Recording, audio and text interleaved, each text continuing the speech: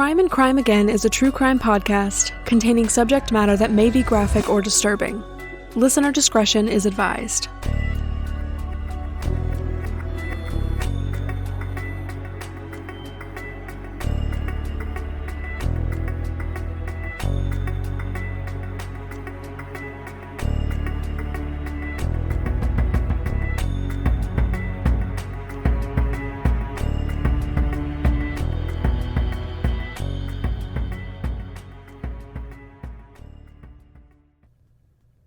Today's case will take us all the way back to October 1985, in a suburb of Los Angeles, California known as Arleta. This case is one that really sticks with you.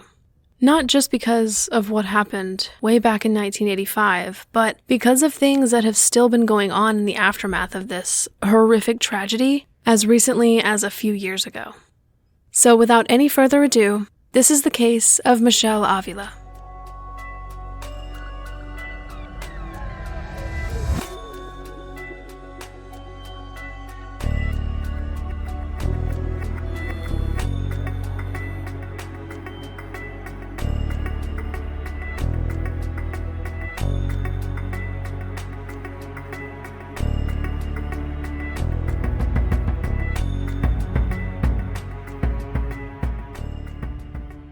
We all know Los Angeles, California to be a bustling city of nearly 4 million people, filled to the brim with glamour, history, and starry-eyed tourists.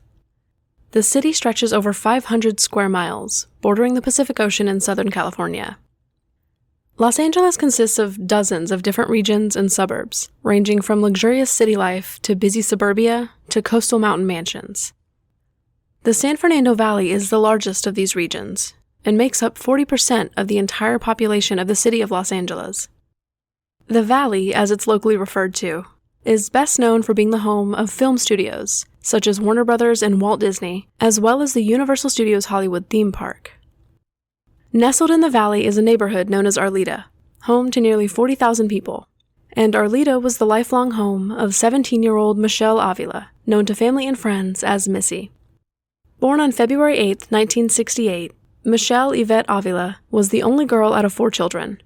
She spent much of her life being raised by single mother Irene. Missy was known as an absolute firecracker. She was feisty and had a sharp tongue, and at the same time she was sweet and bubbly.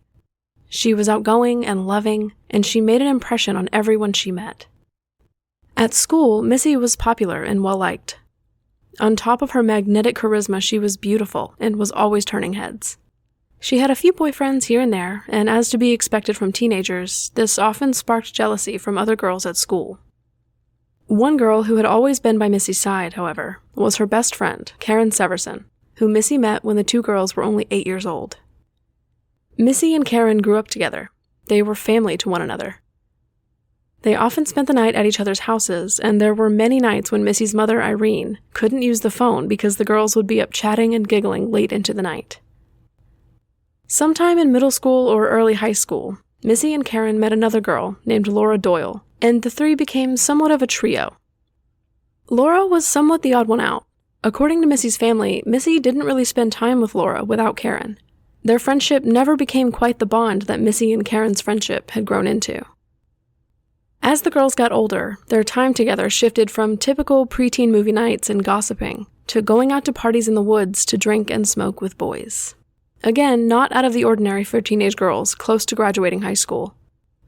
When Karen was 15 years old, she got pregnant, and after she had her baby, she and Missy began to drift apart. Karen was, of course, spending most of her time caring for a baby, while Missy enjoyed having fun and going to parties. They were simply at different stages in life. Despite this, Missy was supportive of Karen, and by all accounts, didn't mind spending time with both Karen and her baby. Missy did, however, begin spending a lot more time with other people, and she started making new friends. This seemed to plant a seed of jealousy in Karen that would fester over time. During her junior year of high school, Missy started dating a boy named Randy. Their relationship was short-lived, and Missy soon broke things off. But not long after their breakup, Karen actually started dating Randy, which was a poor choice to begin with. After a short time, Karen and Randy moved into an apartment together, but it's not specified how long this arrangement actually lasted. One night at a party, Missy, Karen, and Randy were hanging out with some other friends when, at some point, Randy made advances toward Missy, which she rejected. Missy later told Karen about the incident, warning her that Randy did not have good intentions, but Missy's honesty only fueled the fires of jealousy in Karen. Their friendship was never repaired and only continued to worsen. It was also during Missy's junior year of high school that her priorities really started to shift. She was spending more and more time partying and dating, and her grades at school took a major hit because she and Karen had started frequently skipping classes. At some point, Missy and Karen were actually transferred from San Fernando High School to Mission High School, which is a school that helps at-risk teens catch up and improve their grades so they can graduate on time. Rumors began to spread around school and around town that Missy had supposedly been sleeping with multiple different boys, including boys who already had girlfriends. The source of these rumors? Karen Severson. Her jealousy had become outright malicious. In late September 1985, Missy and Karen's strained friendship came to a head when they got into a physical altercation at a local park. During the fight, Karen threatened to hit Missy in the head with an empty beer bottle, and at one point, she pushed Missy to the ground and repeatedly hit her. And this was really just the beginning of the downfall of their friendship. They continued to have spats and disagreements, and they spent less and less time with each other. At one point, Karen even called Missy's home and threatened her over the phone. And that would not be the first or last time that Karen threatened Missy or took out her jealousy on her. On October 1st, 1985, Missy was in bright spirits, and she was excited about plans she had made to hang out with her friends. That day, Laura Doyle pulled up outside of Missy's house around 3:30 p.m., and Missy ran eagerly out to her car before turning around and running back to tell her mom and her brother that she loved them and would see them later. She had also told her mom that she would be calling around 8 that night to check in. The plan was for Missy, Laura, and Karen to meet up and hang out at a park in Angeles National Forest, where they frequently partied with other friends. Around 6 p.m. that evening, Missy's mother Irene received a call from Laura's mom, asking if Missy had made it home. Confused, Irene told Laura's mother that she thought Missy was with Laura. Laura ended up telling her that she and Missy had gone to nearby Stonehurst Park, where Missy began talking to two boys she seemed to know, who were driving a blue 1970s model Camaro. Laura said that she had to go get some gas, and she told Missy that she would be right back. But when Laura returned to the park, Missy and the two boys in the blue Camaro were gone. No one had seen or heard from Missy since. Over the next couple of days, Irene began frantically searching the area for her daughter, accompanied by Missy's old best friend, Karen. Irene called everyone she could think of, and even drove around the city with Karen, searching for blue Camaros. They would even go so far as to flag down and stop people driving blue Camaros to question them about Missy. The first few days of October 1985 were filled with panic and worry as Irene drove around town searching for her daughter and made phone call after phone call to find out if any of Missy's friends had seen or heard from her. But Irene had no luck in her search for Missy. On October 4th, 1985, 3 days after Missy was last seen, two hikers traversing the Angeles National Forest stumbled upon a body face down in a stream. The body was that of a teenage girl. She was still fully clothed, but her hair appeared to have been messily chopped off and scattered around the scene. Her hands were tied behind her back, and a 100-pound log had been placed on top of her. Upon examining the body further, police discovered that she had been badly beaten. Her teeth were chipped, there were scratches across her face, and there was bruising around both of her eyes. Nearby, police found a pair of men's overalls, as well as empty beer bottles and a few cigarette butts. They were also able to locate a purse at the scene, and inside, they found Missy Avila's high school ID card. It was soon confirmed that the body was that of Michele Avila, who had been missing since October 1st, 3 days before she was found. An autopsy determined that the time of death was on October 1st, sometime between 5 and 7 p.m. There were no traces of drugs or alcohol in her system, and no evidence of sexual assault. The official cause of death was determined to be drowning. Police quickly began to narrow down a select pool of suspects in Missy's murder.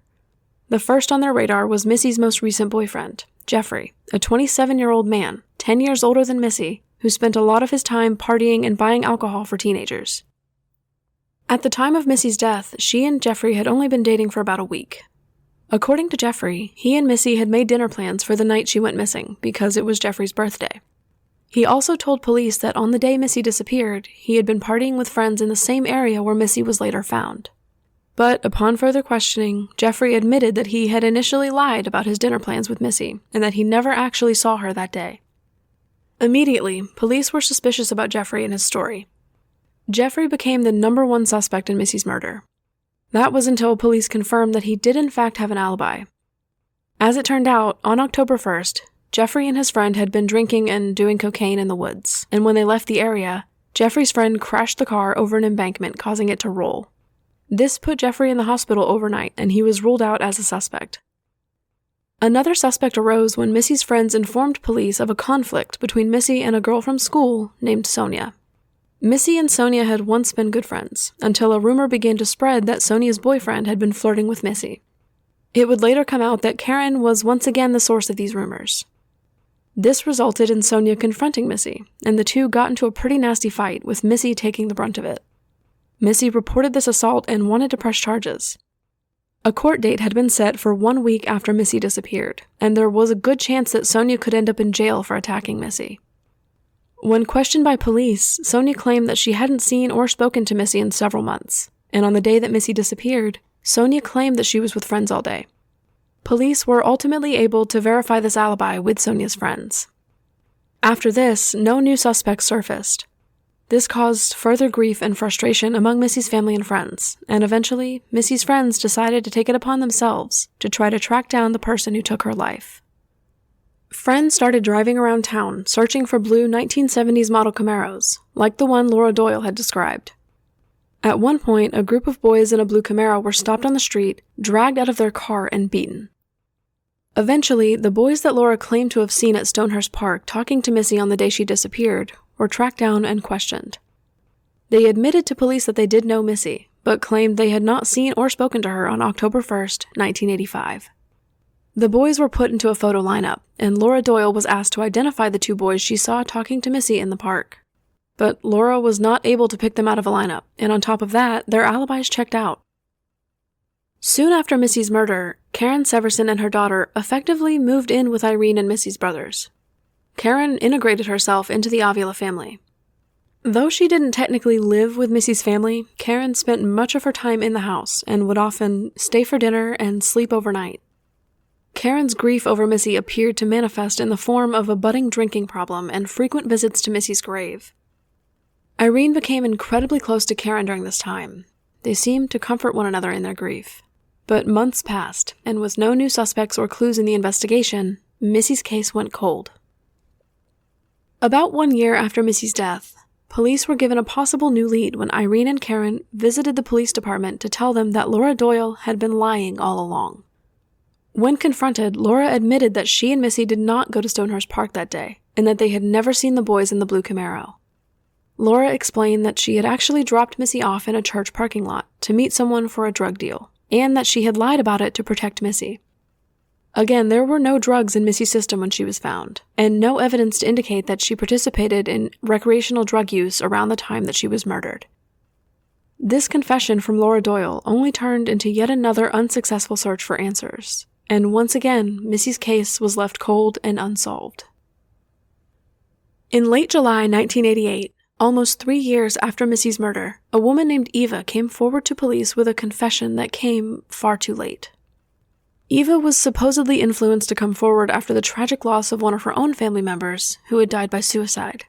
However, many suspect that she was afraid that the truth was close to coming out and simply wanted to protect herself. Eva told police that she had witnessed the events that led to Missy's murder, and she provided the names of the two people she claimed had actually beaten and drowned Missy: Karen Severson and Laura Doyle. According to Eva, on October 1st, 1985, Karen planned for the four of them, Karen, Laura, Eva, and Missy, to head out to Angeles National Forest to hang out for the day.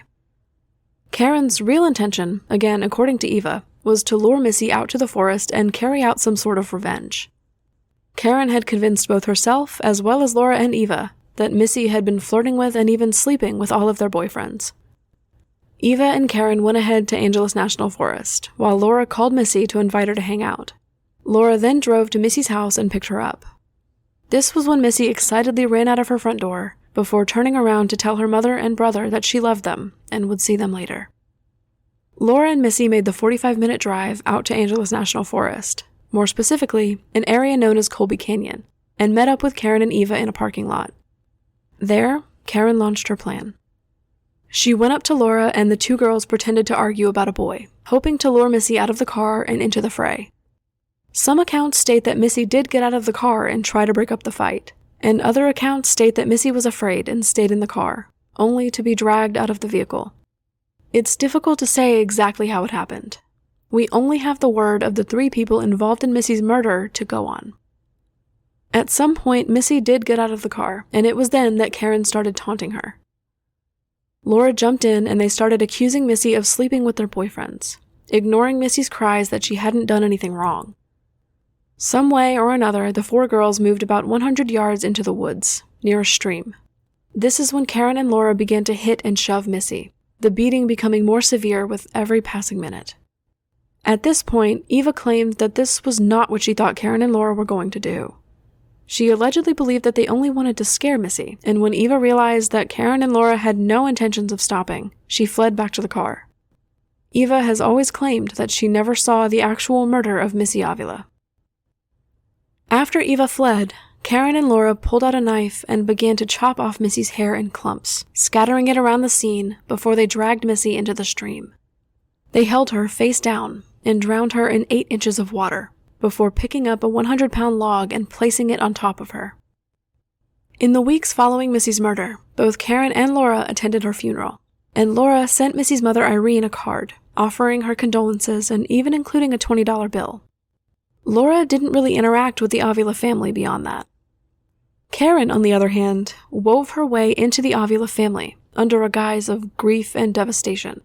She would sleep in Missy's room, spend holidays with Missy's family, and even make frequent visits to both the stream where she and Laura had murdered Missy, as well as her gravesite. At one point, Karen even told Irene that she had communicated with Missy's ghost. The one thing that removed the doubt that police had about Eva's confession was a detail about the crime that they had not released to the public: the cutting of Missy's hair. When Eva described Karen and Laura chopping off Missy's hair with a knife, police were convinced that she was telling the truth and that they finally had Missy's killers. Police immediately brought Karen Severson and Laura Doyle in for questioning, where they interrogated the girls separately.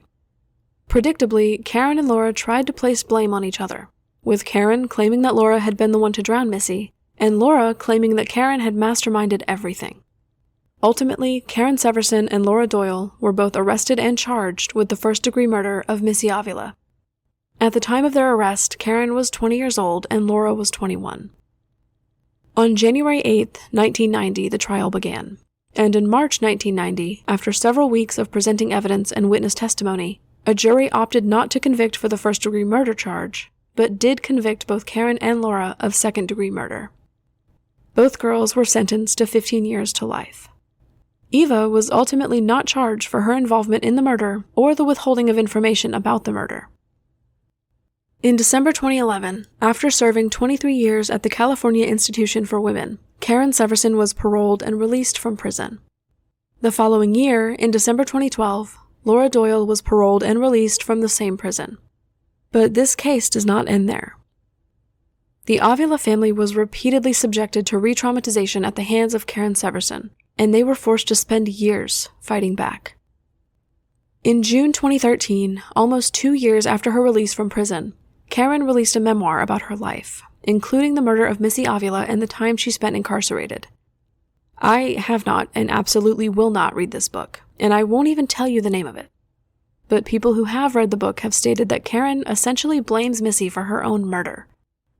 In September 2014, Karen wrote and released yet another memoir, in which she detailed Missy's murder and once again lifts much of the blame off of her own shoulders. Again, I won't even bother telling you the name of this book. 2 months after releasing her second memoir, Karen appeared on the Dr. Phil show in December 2014. The fact that she was invited onto the show and given any kind of voice in the first place is absolutely revolting, and is somehow made worse by the things she said on the show. During the interview, she admitted that she and Laura were quote-unquote mean girls, and claimed that she acted as Missy's bodyguard for many years, protecting her from high school bullies. Everything she said boiled down to Karen supposedly feeling resentful and feeling used by Missy. Again, essentially blaming Missy for her own murder. And Karen Severson didn't appear on Dr. Phil just once. She was invited to the show again in 2015, and this time, she further details what she believes in her own mind to be what happened the day she and Laura murdered Missy. Karen, again, heavily downplayed her involvement in the murder and placed most of the blame on Laura. All of this was earth-shattering for Missy's family, and they were, and still are, rightfully angry. This launched their fight for justice for Missy, a battle they never should have had to endure after spending years just waiting for Missy's killers to be caught. In March 2015, the Avila family sued Karen Severson and the publishers of her books, hoping to stop her from profiting off the books and re-victimizing Missy and her family over and over again. The distributors of the books ultimately marked the price of the books down to $0, ensuring that Karen would not make a profit off of murdering her supposed best friend. This also led to the Avila's fight to pass Missy's Law, which was originally intended to prevent convicted killers from profiting off of book and film deals that detail their crimes.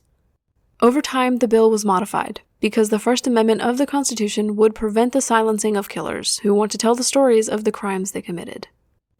In late 2015, Governor Jerry Brown of California signed the bill into law. In California, Missy's Law now requires companies who work with convicted criminals to release books and films to notify the victims and the families of victims before the release of those works. This case is absolutely devastating, and what the Avila family was subjected to in the aftermath of it all is horrific. They should never have had to continue the fight for justice for Missy nearly 30 years after her killers were arrested and convicted.